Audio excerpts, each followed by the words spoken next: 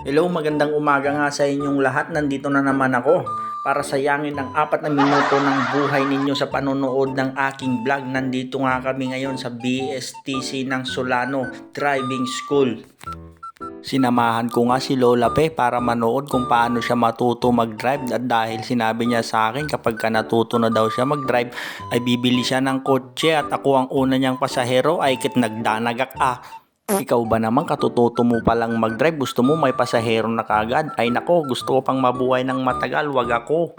Kunake, may mayat lang ngayon, tiya pa nagsariling agbagkal kaysa di umagpas kanyang.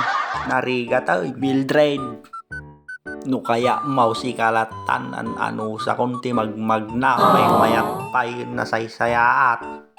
At nagsimula na nga sila dito magpaikot-ikot. Malawak din tong area na to, siguro nasa 2,000 square meter din.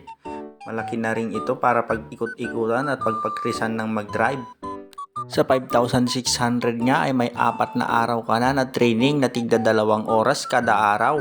Ay malaking bagay na nga talaga yun, kasi madali lang naman talaga kung paano matuto mag-drive ng sasakyan. Ang tinuturo nga ng instructor ay yung paano mag-park ng sasakyan, kasi sa lahat ng bagay pagdadrive, ito daw ang isa sa pinakamahirap, ang pagpaparking. Lalong lalo na daw yung paatras at parallel parking, nabubulol pa ako. At kada nga isang ikot sila, isang parking na paatras at paabante. Yun ang itinuturo ng instructor dito. At talagang napansin ko nga, hirap na hirap siyang paikutin yung manubela dahil hindi pa sanay yung reflexes ng kanyang muscle. Dagijika ngayong guys, reflexes launay. At ngayon nga ay pakanan naman sila, natapos nila yung pakaliwa na ikot. Pakanan naman ngayon. At talagang napansin ko nga, kada liko yung daanan ay humihinto sila kasi halos ayaw niyang ikutin yung manubela. At nung in-interview ko nga kung bakit ayaw niya daw ikutin yung manubela, kasano kano nagado kano mga kayo di tingyak kalsada. At saka napansin ko na pintas di bumper na ati kotse. Basta niya talaga. Tara, tunay nga bumper. Ang bumper nga talaga. May atang yung bumperan.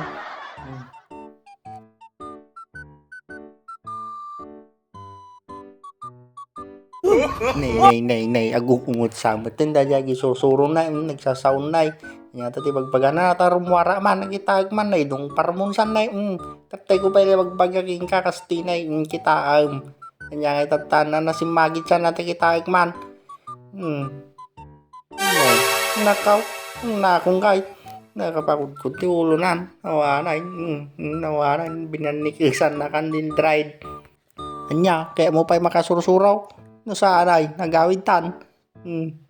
Sapay nagunga, nibus ko, nagbasit pasensya na. Dati nibus ko kastala pasensya na, ang ganat to'y.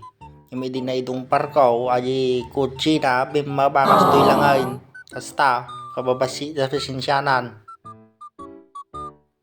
At hanggang dito na nga lang yung video na ito, at kung natuwa ka sa video na ito, paki-like and share naman guys. Goodbye! Ciao!